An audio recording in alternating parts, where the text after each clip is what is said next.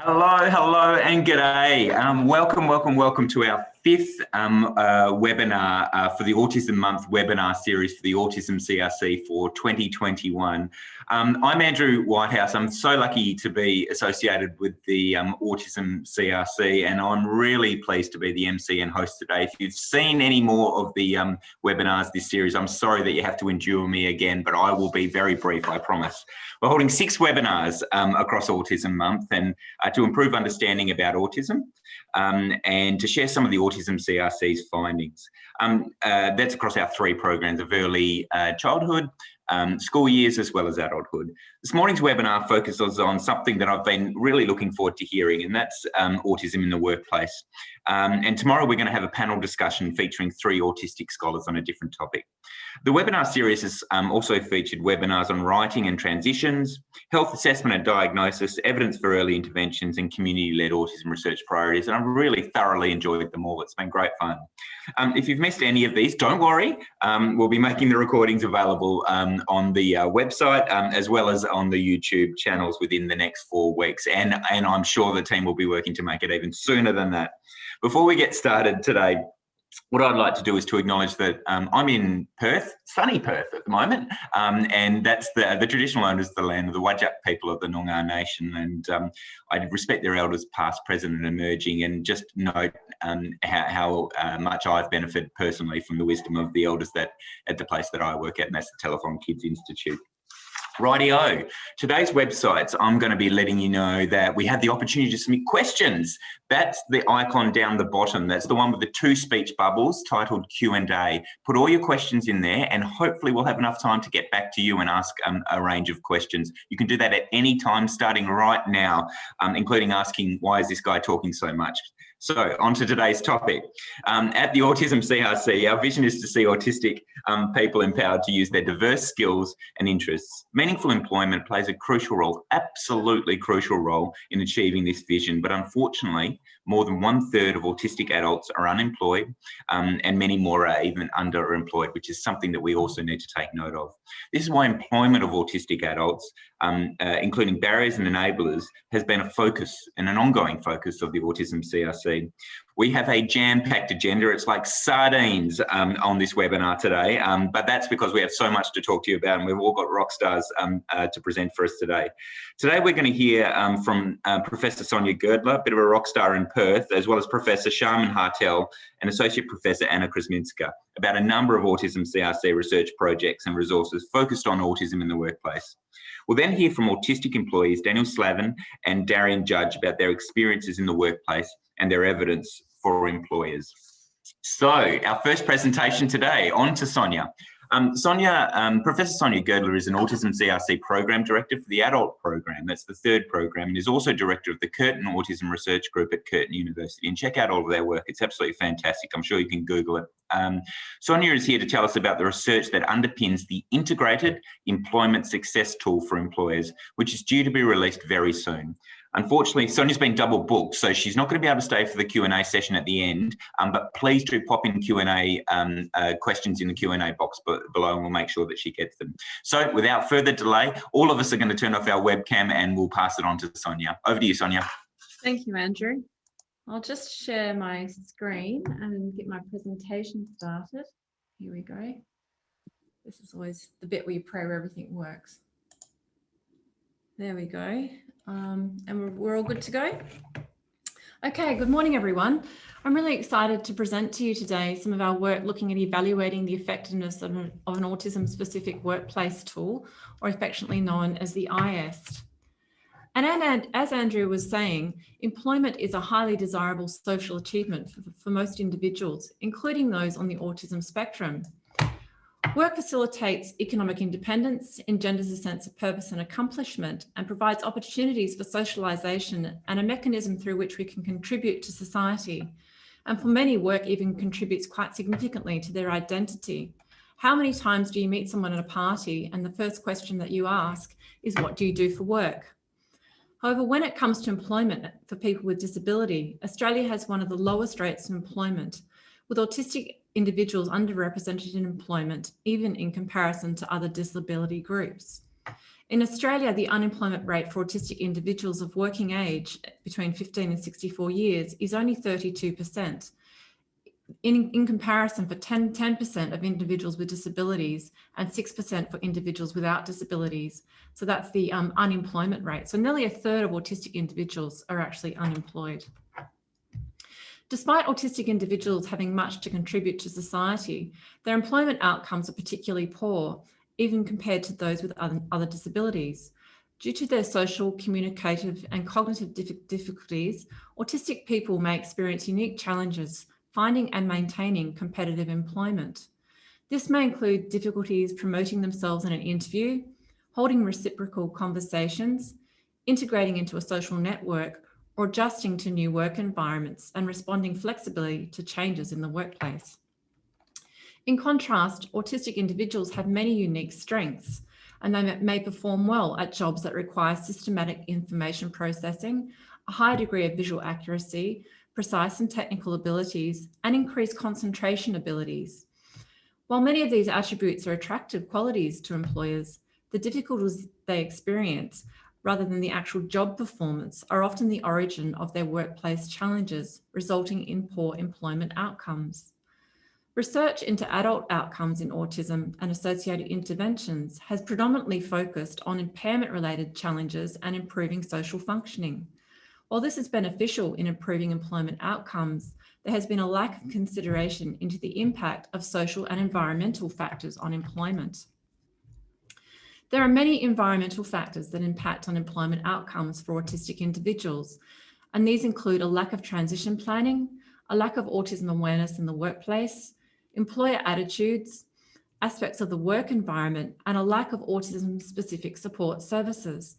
These environmental factors can play an important role in either facilitating or hindering work participation. Employers can be considered a predominant environmental factor impacting the employment process, with their attitudes towards disability in the workplace being well recognised as influencing their hiring decisions, their inclusive workplace practices, and willingness to provide workplace accommodations.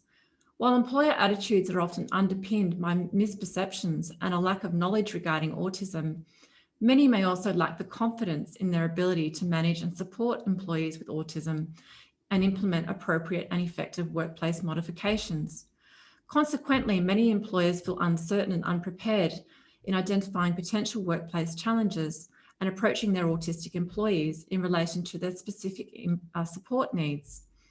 Given the critical role that employers play in job attainment and retention, strategies to enhance employer capacity, particularly their confidence and knowledge, are essential. So if employers are to fulfill their responsibilities of creating inclusive work environments by enhancing employment opportunities and effectively providing support for autistic individuals, then employer education is critical in developing their prerequisite attitudes and improving their self-efficacy for supporting their staff. However, employers are currently an under-supported and overlooked resource in the work environment, with a paucity of studies exploring their capacities to support autistic individuals.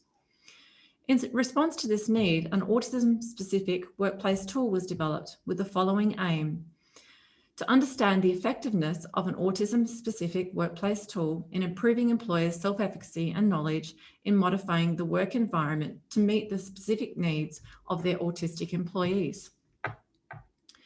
This autism-specific workplace tool was the Integrated Employment Success Tool, or affectionately known as the IEST. The IEST was developed to create an awareness of autism, assist employers to identify potential environmental and workplace challenges, recommend the modifications or strategies to be implemented in the workplace to resolve these challenges, facilitating a mutually beneficial relationship between employers and autistic employees, and improve employment outcomes in relation to productivity and job retention. The IEST is a practically focused manual consisting of 8 modules, each containing autism-specific information, checklists and goal-setting activities, workplace modification strategies, and additional workplace-related resources. The trial version of the IEST was evaluated using a 2-armed randomised control trial. Employers were recruited across Australia and were eligible to participate if they lived in Australia, had adequate English to read the manual, currently employed at least one autistic adult who self-identified as having autism, and then autistic employees were required to be over the age of 18 and working in open or supported paid employment, either on a full-time, part-time or casual basis. Over 18 months, we recruited 84 employers, and we randomly allocated these to either the IEST intervention or the intervention group or the control group. And these participants were blinded to their group allocation and the study hypothesis, but were informed of the broader purpose of the trial, which was to improve employment outcomes for individuals with autism. Data was analysed using an intention to treat approach and per protocol analysis. And we also did some subgroup analysis to compare subgroups of participants in the intervention and control group. Results of the intention to treat analysis and the on-protocol analysis were similar. So for participants in the intervention group, there were significant differences in their confidence and knowledge in supporting autistic employees, suggesting that for those employers who did use the IEST, it did improve their confidence. However, overall, between groups, there was no significant difference in confidence. This is most likely the result of only 1/3 of the intervention group using the IEST. We found that even in the intervention group, that employers are a very, very busy group of individuals, and almost 1/3 of our participants didn't use the IEST at all, even in the intervention group, and another third only used it once a month. So we only really had 1/3 in the intervention group who used the IEST on a regular basis. But what this shows to me is that for those individuals who actually used this tool, it was a very, very powerful tool because they experienced significant improvement in their self-efficacy. And with employers' attitudes, there was no significant differences between groups. However, both groups scored relatively highly on their attitudes towards working with people with disabilities at baseline. And this is likely the result that these employers were already employing people with autism. So they already had a positive pre-existing attitude towards autism. So that's probably the reason that we had really high levels at baseline. So while this study lacked significant difference between groups, the evidence did really suggest that the IEST was considered beneficial to employers who used it in improving their confidence and knowledge in modifying the work environment. The subgroup analysis suggested that the IEST was particularly beneficial to employers with no previous experience employing autistic individuals and who did not have the support of a disability employment provider. So in undertaking this work, we also undertook what's called a process evaluation, because while RCTs are useful in evaluating the efficacy of an intervention, they are predominantly focused on pre-specified outcomes and not on the process involved in implementing the intervention. A process evaluation is really useful in interpreting the outcomes of an RCT and providing valuable insight into the success or failure of an intervention and recommendations for future improvement. These process evaluations assist in determining the fidelity and the quality of an intervention implementation and in clarifying relationships or what's happening and identifying and interpreting contextual factors that may act as a barrier or facilitator to the implementation of a particular intervention. That is why this is really important when we're wanting to look at how the IEST actually worked in the workplace. Findings from our process evaluation revealed that participants' experiences implementing the IEST could be described according to 3 major themes. Thematic analysis revealed that both high responders and low responders had similar experiences using and implementing the IEST, and that the IEST, from their perspective, the IEST in their respective workplaces, but it differed in terms of the amount of details that they provided regarding the impact of the intervention and on their behavioural change. So theme 2 was actually seeing the workplace from a different perspective. And I think this is really important because it actually helped people to see how they might see their workplace from the perspective of an autistic individual. So recommendations from our study were that employers are really time poor. And I think this was a really important finding, and that we require that the format of the IEST was actually in our study trial quite long, and we actually needed to make it more accessible and more easily to read. And we've now done that in our work with the CRC. They were also after more alternatives, which were shorter, more pocket-sized versions of the IEST, and maybe even a single-page summary, which detailed the most essential daily information, tip sheets, those kind of things. Also, for employers at different stages of the employment process, like for recruiting versus providing ongoing support, with varying levels of experience supporting people on the autism spectrum, that we really needed both a beginner and an advanced version of the IEST. That would be really helpful for employers. And lastly, the addition of a module addressing autism and mental health in the workplace may assist employers in identifying the potential triggers of meltdowns and information relating to signs of anxiety, stress, and depression, and provide them with more information on appropriate support strategies for supporting their autistic individuals. So where to now? The IEST is due for public release in the next couple of weeks.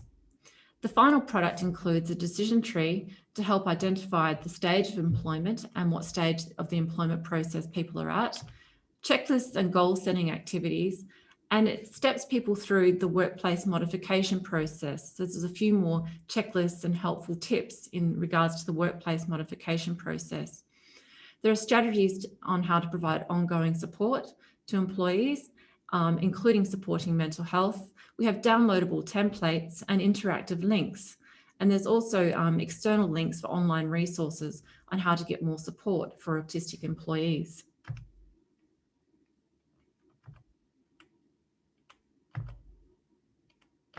Here's all our wonderful resources. We're really, really excited that the IEST will be released in the next couple of weeks. So watch this space, and it will be on the CRC website, and you'll be able to download it and use it. So it's very exciting times to see it all really come to fruition after so many years of work. So thank you. And I hope that that was useful, and I look forward to receiving your comments on how you like the IEST. Hello, fantastic. Sonia, thank you so much. And can I just say, I am absolutely super excited to see the IEST come to fruition. That's been 6+ years of extraordinarily hard work to get to that point. And so shout out to the whole team that has developed that. Just a reminder, so we'll be sending out a notice of the release of the IEST to all who registered for today's webinar, and we really want to hear from you about how we can further develop and improve the resources and better support inclusive work practices. So you'll get a link to that when it's released.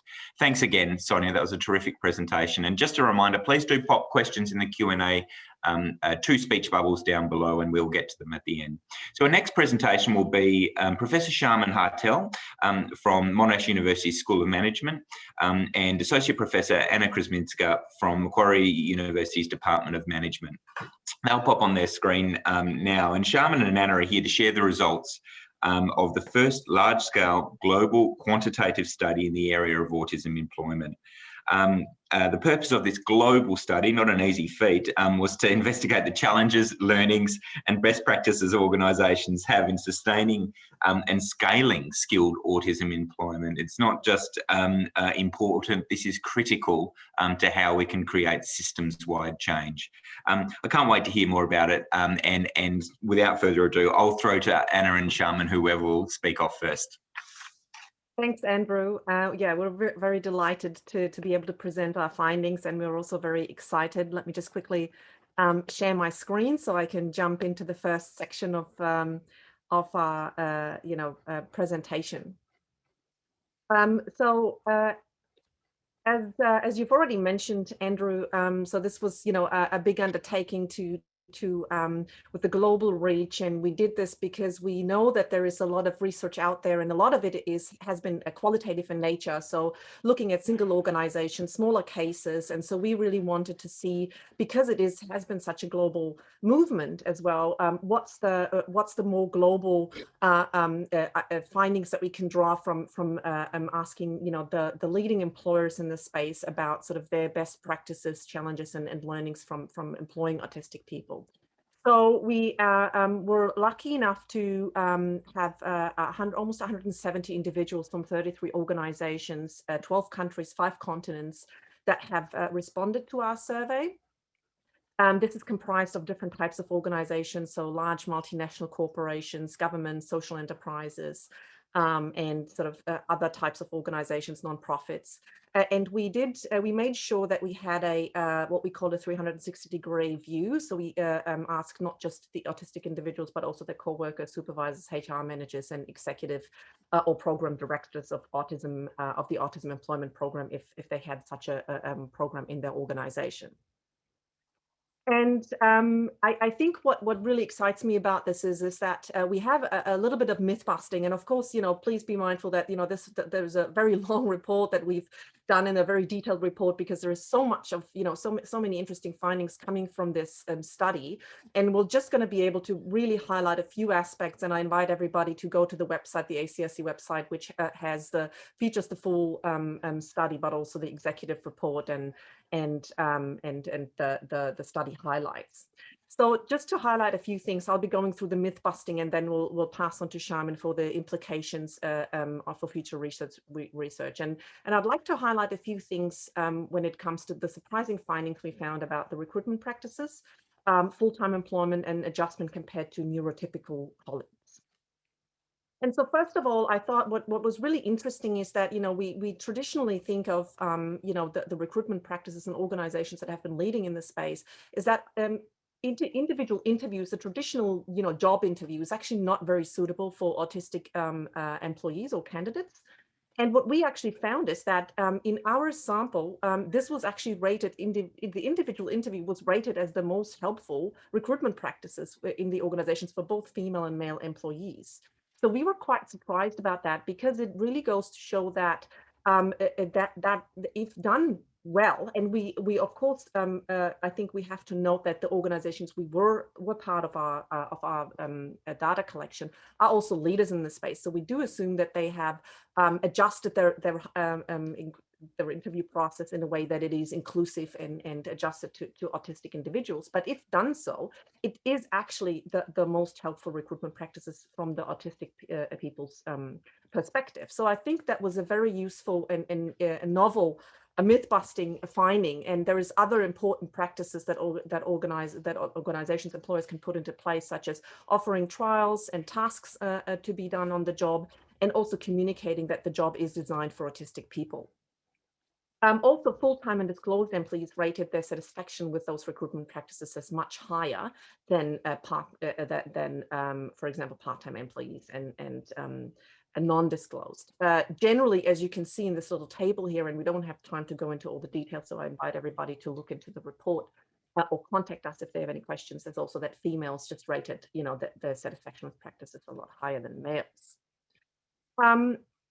The other thing that I think was really interesting, and let me maybe very quickly go back to the previous slide, is that I think one takeaway for this for the employers is that actually interviews are fine if they're done well, but it might also be actually a good idea to give individuals a bit of a choice of what kind of recruitment practice they think would be most suitable for them, because there might not be the one-size-fits-all recruitment practice.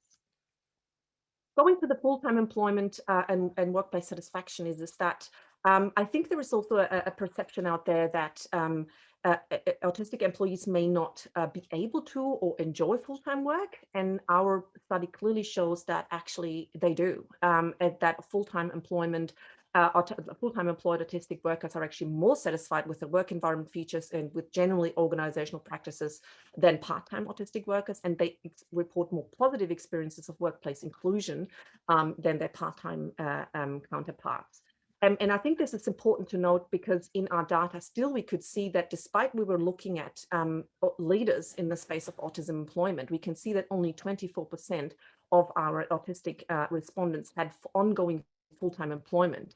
Most of them had part-time employment with 47%, excuse me, and 23 fixed term and 6% casual. So I think this really goes to show to suggest that we should encourage organizations to think how can we actually offer full-time employment to those autistic individuals who want that.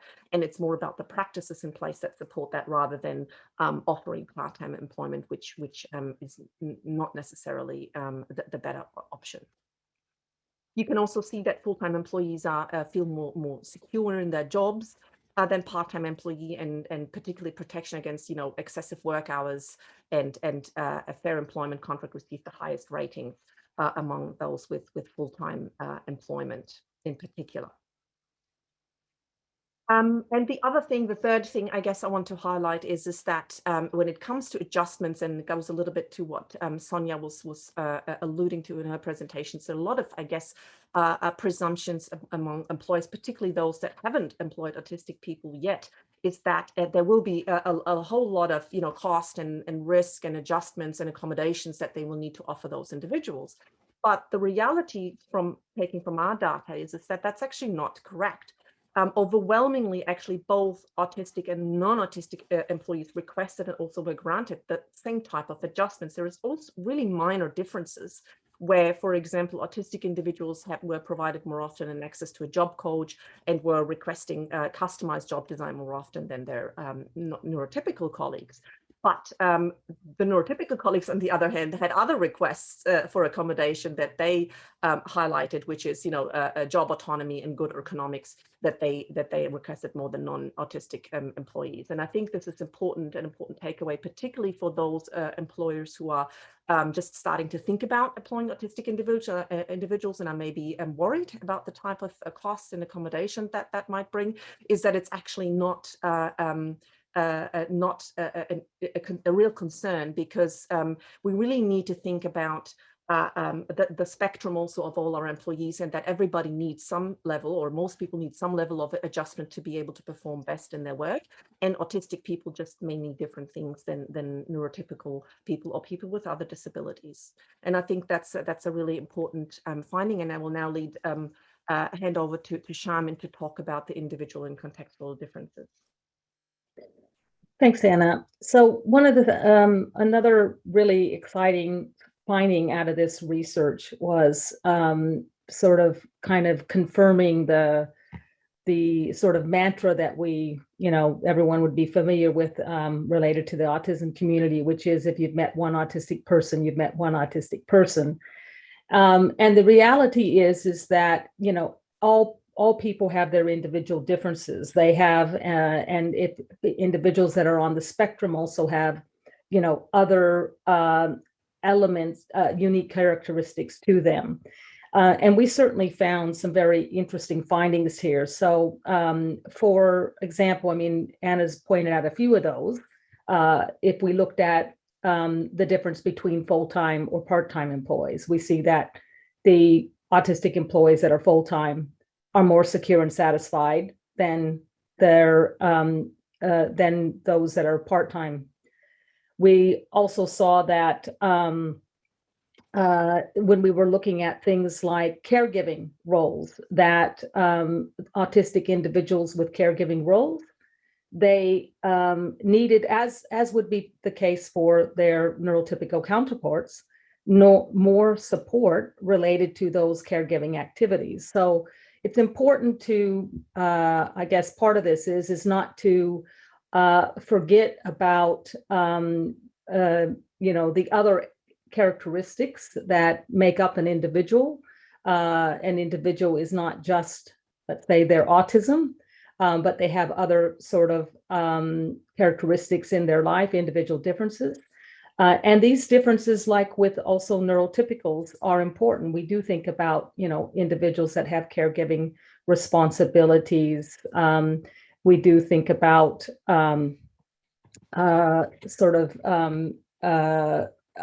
other just essentially sort of differences or preferences for the work environment. So we need to take these into account.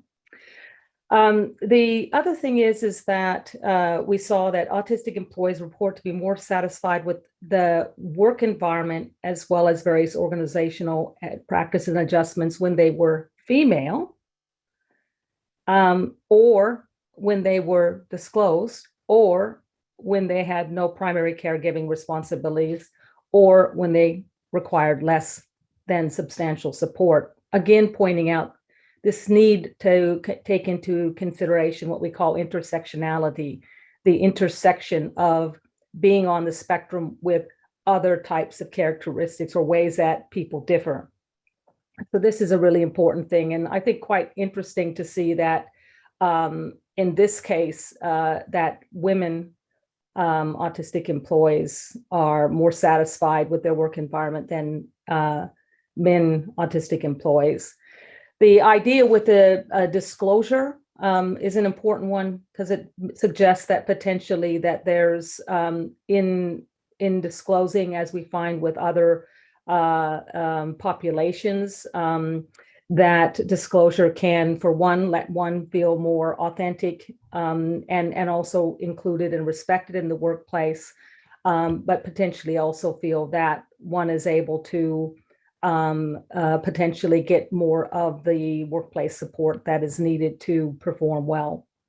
And again, I mentioned already the primary caregiving responsibilities, and then of course this idea about how much support a person might need in the workplace. I think it's worth noting those last 2 points just briefly is in our sample, social enterprises were reported as having the most satisfied and secure employees. And after social enterprises, private sector businesses, and those that actually were performing more in the bottom levels were nonprofit and government education sector. So this also suggests that we have a lot to learn from how social enterprises in this space, their practices. They've started the sort of autism employment movement, have learned a great deal there, and there's a lot of things that we could learn by looking at the practices of social enterprises. We do need to look a bit more about what's happening in the nonprofit and government education sector to try to understand what's happening in this space, that the sense of satisfaction and security is lower than the other types of businesses. And then another finding in our study that certainly warrants more research is compared to the other geographical regions that our participants came from. Autistic employees in Australia and New Zealand were the least satisfied and secure in their role. So this certainly it requires, more looking into, and potentially suggests that there's more work to be done here in raising awareness and introducing practices in this area. I might highlight a few findings a little bit more in detail. I think we have a few more minutes left. So Anna, if you could move the slide. So just to 1 minute left. 1 minute. Okay. Yeah. Okay, let's go back to the very final one, what helped. If you could go to that one, this one here. We'll just summarize what's most helpful in the workplace. So I think here again is, if you look at this intersectionality idea about, men and women, just on that dimension alone, there's considerable differences if you look at the percentages or what helped the majority of men versus women. For women, the majority said that the most helpful things, and if you look at, you can see the percentages there, were getting instructions in writing, work activities that have direct and clear information about their performance, support like a buddy mentor, and customized job design to suit skills and interests. Whereas for men, the only sort of practice that was for the majority of men was seen as being helpful was activities that have direct and clear information about their performance.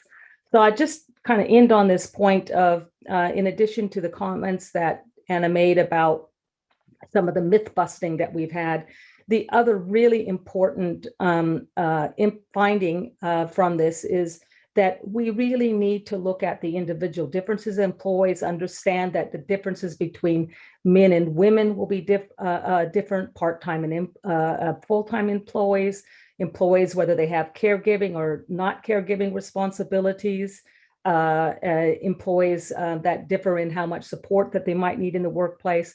We need to be able to take these things into account in getting a better understanding of how we can best match our employment practices to the needs of the entire population, inclusive of autistic people. And so we'll end on that. Thank you. Thank you very much, Charmine. Thank you both. That was absolutely terrific and amazing timekeeping, can I just say at the same time, which is not an easy feat. Thank you. That was super interesting, and I can see a lot of questions in the Q&A panel. So I wonder if Anna and Charmine would mind just familiarising themselves with those questions, and then we'll come back to them for an answer at the end. So without further ado, I'd be thrilled to introduce Daniel Slaven and from SunPork Farms, that's SunPork Farms, and Darien Judge from the Australian Bureau of Statistics, who are here to tell us about their experiences of employment as autistic adults. In the interest of time, we're just going to head straight into it. We'll ask everyone else to turn off their webcams.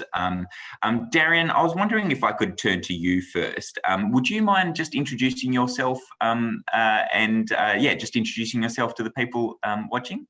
All right. My name is Darien Judge. I work at the Australian Bureau of Statistics as a cybersecurity analyst. I had the opportunity to speak at the Autism at Work Summit 2019, and I'm really happy to be here.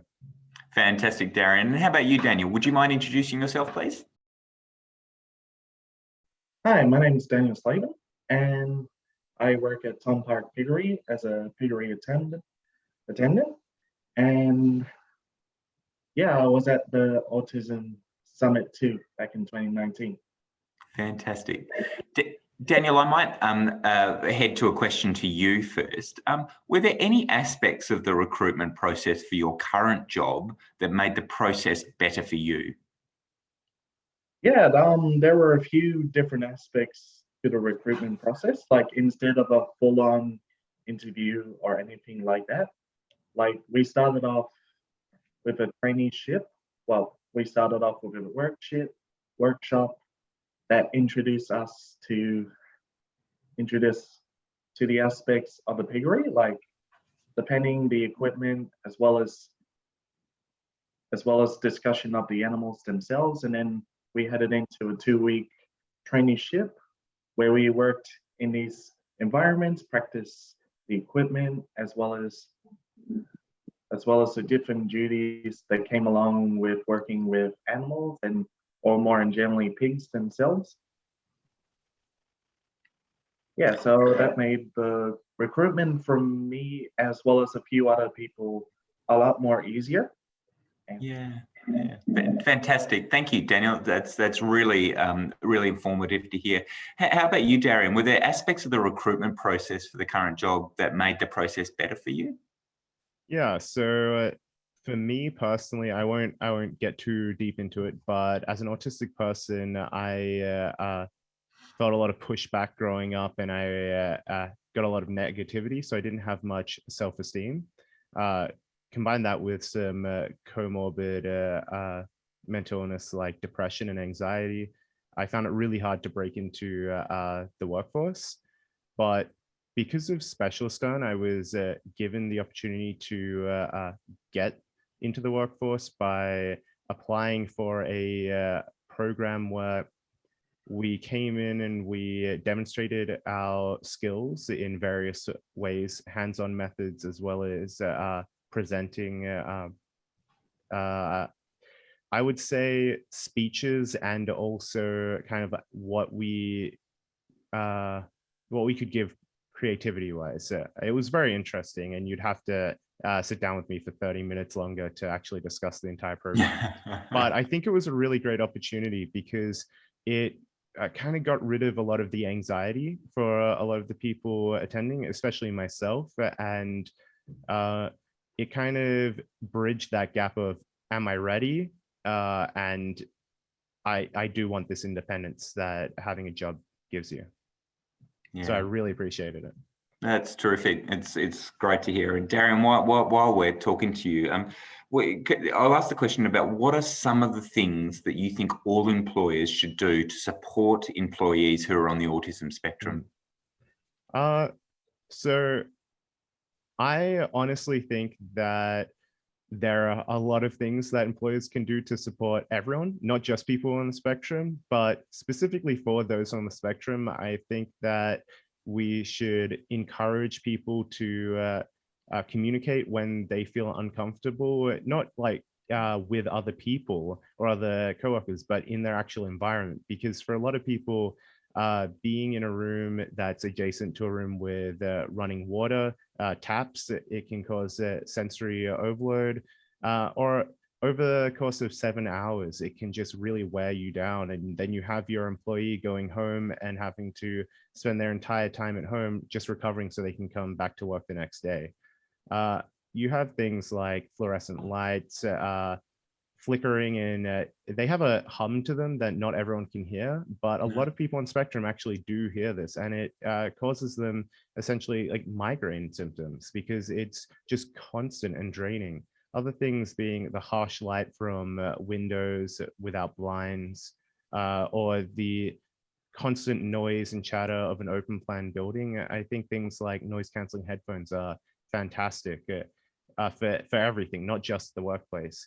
One thing I would like to say is a lot of employers say, oh, well, we don't want to make these changes just for a small percentage of employees, which may be on spectrum. But I think these things actually improve the lives of everyone, not just people on spectrum. Yeah. Thanks, Darien. Terrific. All of that's great information, and it's logged in my memory bank, and I'm sure others as well. Daniel, can I ask you the same question? What are some of the things you think all employers should do to support employees who are on the autism spectrum? With a lot of autistic people, like employers and as well as a lot of companies would overlook them. But I think a lot of employers should really give them a chance to see their abilities, as many of them have good strengths that can contribute to the workplace. And for autistic people in employment, like the employer should look at how to support them, like where it's through the buddy mentor thing, which we have here at SunPork, which really helps a lot of people. And yeah, another That's keep going, please do. Yeah, sorry, I'm just trying to find the right words. Just make sure that they're listened to, that the needs are met, and that they felt, and make sure that they feel comfortable and efficient at the workplace. Yeah. Fantastic. Thank you, Daniel, and thank you, Darien, for that. I wouldn't mind asking another question, but I'll give you a bit of time to think about it. I'd love to hear about the personal effects of employment for you. You know, how has it impacted you as a person? But I'll give you that, and maybe I'll come back to you in about 5 minutes if that's okay. Please say you don't feel comfortable answering that as well, but I'll come back and ask it anyway. Okay. I might ask Charmine and Anna to pop on the screen, and we'll ask some of the. We've got a bit of question time, so please do pop some questions into that Q&A panel there. And we've got a few questions for Charmine and Anna and Daniel and Darien as well. So when you're feeling comfortable, Daniel and Darien, please do pop on your screen again. But first up, we'll go straight to Charmine and Anna. We've got a question here it's for both of you, but maybe I'll direct it to Charmine. Were there any clear drivers underlining the differences in results by gender, or is this an area for further investigation? It's an excellent question. I think that, we don't, if by drivers, we kind of mean the explanations or, sort of the reasons for this, we don't have that. This isn't actually needs to be looked at, because one of the things which relates to another aspect of the question there about gender is there anything particularly special about that finding? Well, it's surprising to see that, in many types of studies where we look at the differences between men and women, we find that women are struggling sort of more in the workplace or less satisfied or having various issues. So actually, it was quite surprising that we found this. And it's very difficult to know if those findings are related to perhaps the workplace adjustments working more for women, or if it's another thing that we know generally from gender studies is that sometimes women also report more positively or less likely to complain about things. So we can't take those numbers in any direct, sort of meaning there. It just is a really interesting kind of difference that they're rating those sorts of things higher. And I think, again, goes to this point is we really need to pay more attention to this intersectionality and stop treating the autism population as a, uniform, singular kind of group. Yeah. Oh, sorry, Anna, would you like to expand on that at all? Or? No, I think Charmine really covered all the points, and yeah, totally agree. Thanks, Anna. And really, there's another one here, Charmine, for you, and it's along the same lines. So, do you know if female identifying employees are more satisfied with their work environment more generally, or is this something unusual about autistic employees? And that goes to what my comment there is that it's actually, at least this was a surprise, because oftentimes what we would find is that women would, if we don't look for any differences amongst women, and as a whole, we will see that the satisfaction rates are often lower than their, say, male counterparts in the same sort of occupation. Now, one of the things is what we need to also kind of look at further, which we haven't done yet, and we plan on doing in our future research, is looking at occupation and industry type. So something that could potentially be happening here as well is that, as we know in again, gender studies broadly, is that, there are some occupations where there are, higher levels of women or men, and we have some occupations that are more female stereotypical. There are some that are more male stereotypical. So it potentially could also reflect sort of industry differences as well. And these are things that we need to tease out. But it was a surprising finding. So that's partly why we're saying that we really need to look at this more. It's very interesting. And again, don't assume that what women and men need, for example, are the same thing. Yeah. Anna, and did you want to expand on that, Anna? No, I'm waiting for my questions. Yeah, Darien and Daniel, I might come to you after this question just to ask about the sort of personal benefits you found of work. I think, Anna, I hope I'm going to take a liberty of the chair here. I'd love to ask a question without notice on the more broader benefits to an organisation in the broader literature that you found in your own research and other research to the employment of autistic employees. So what are broader benefits for an organisation? I'd love to hear any thoughts that you might have on that. Yeah, look, I think there is sort of two aspects. I guess it's one is the broader benefit of having this particular group with those particular skills or characteristics, which is what sort of we associate autistic people with, which is the attention to detail, the work ethic, all these sort of the IT savviness in particular. When we look at the IT, sort of a lot of them have those skills with programming and the focus on the detail in this space and the ability to take in a lot of information and process this. So I think it's the interesting thing here is it's also compared to diversity studies is I think is that there is this aspect which is linked to the specific abilities of this particular group.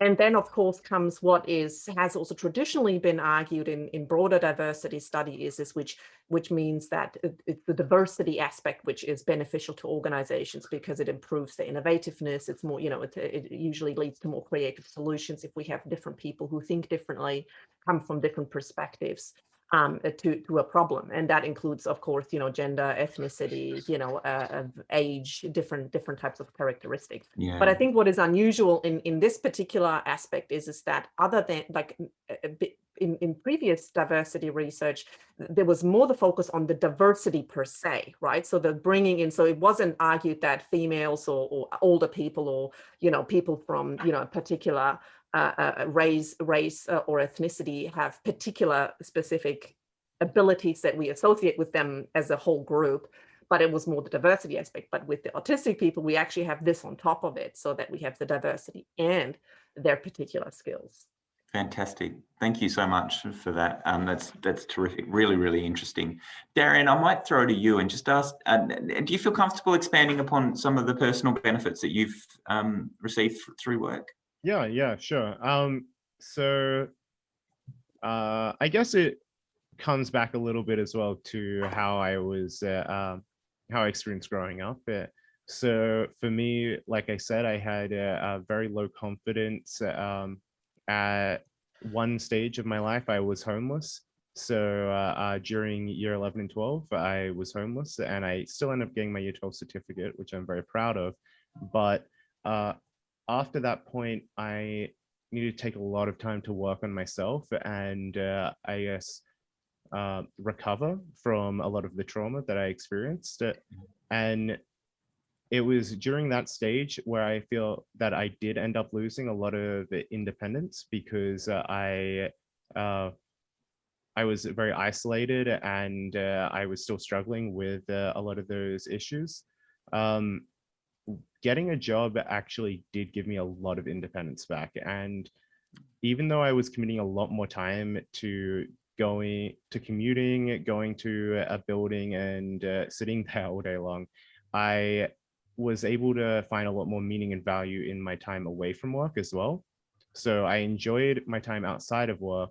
And I would say that personally, I have experienced much more freedom and happiness since. And I personally feel that I've made a lot of progress on my journey with depression. And I would say that you may potentially find that people who have been out of work for a long period of time feel this isolation and I guess segregation from the rest of society, whether that's just because they can't say yes to going out with friends, or because they don't have the money to afford clothing, or they just don't have that feeling of freedom. And there is a feeling that it's not visible, but it does come from having that independent access to money.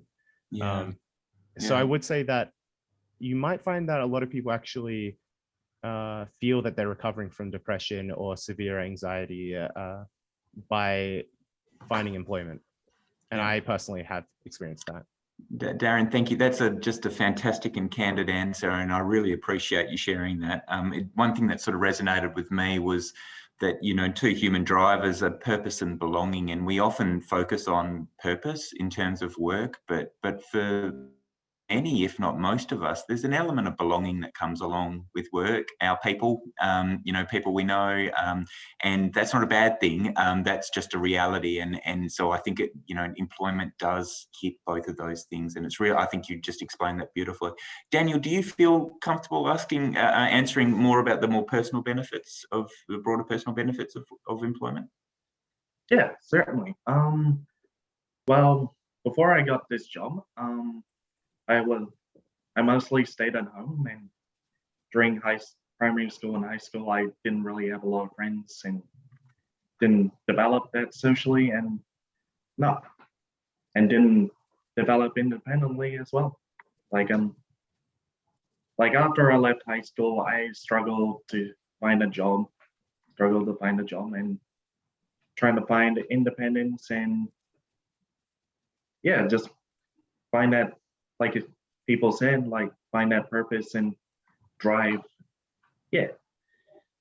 But when SunPork offered me a recruitment program up here, like originally I came from Victoria, and yeah, it was hard leaving home. It was hard, like, yeah, it was a hard thing to do, like going through a massive change like that, but it was something I needed. Like ever since I came up here for the first time, I've developed like my independence grew, like I developed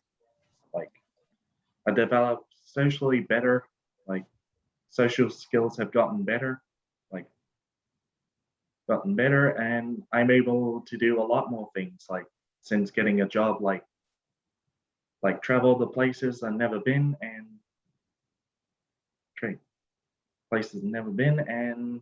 do things I couldn't imagine. So that's just the personal benefits that I got out of, and I'm really glad that I took up like full-time employment. Like it really helped me out. Thank you, Daniel. That's terrific answer, and I really appreciated that. And I can't underestimate the courage or overestimate the courage that took for you to do that. And I'm so glad that it's paid off in spades. Look, that actually draws to an end today's webinar. Can I just thank Sonya, Anna, Charmine, Darien and Daniel. Sonia's departed, but I'd like to thank Anna and Charmine for their wonderful presentation, as well as for answering the questions in the background. Thank you. That helped us get through many more. And Darien and Daniel, that's terrific to take time out of your day to share your experiences. I know people found it so valuable, as I did. I'd also like to thank you all, the listeners, for joining us today. I've loved spending an hour with you, and I love reading all the questions that come in, and it's a real thrill that we get to do this every year for quite a few webinars, which is terrific. Would appreciate it if you could possibly fill in the survey that would have been linked and shared in the chat, that's just been shared in the chat now. This year's webinar series has been sort of outstandingly popular, and with more than 2,000 registrations, and it's definitely due to the quality of the research and the quality of the presenters. So thank you to the presenters, but it's nothing without you, people who are attending. And as I say, we genuinely love spending an hour of our day with you, and we hope you've enjoyed that as well. If you'd like to share today's webinar, please do. We'll be placing a recording on it on the website, Autism CRC website, as well as the YouTube channel, and we'll share it through all the social media channels like Facebook, Twitter, within the next 4 weeks. And I'm sure I've set them a challenge again, the people in the background, to do it even less than 4 weeks. I'd actually just like to also thank those wonderful people in the background, Kelly Jackson, Sally Girdler and Jason Kotzer, who are just phenomenal, and they make everything work so smoothly.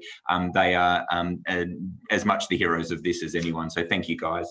If you'd like to know anything more about the Autism CRC's work across the lifespan, please visit the website, which we'll pop in the chat, and where you can also sign up for our e-news, which is really cool because it comes every, it's certainly not spam, it comes only every now and then, but it has a lot of information in it, and participate in some of our studies. You can also follow us on social media, Twitter, Facebook, LinkedIn, etc. So once again, thank you so much for joining us. We have one more webinar to go for this year, and we hope you can join us for that one as well. Thanks a lot, and have a great day, everyone.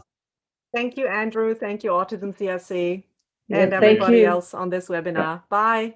Bye. Thank you.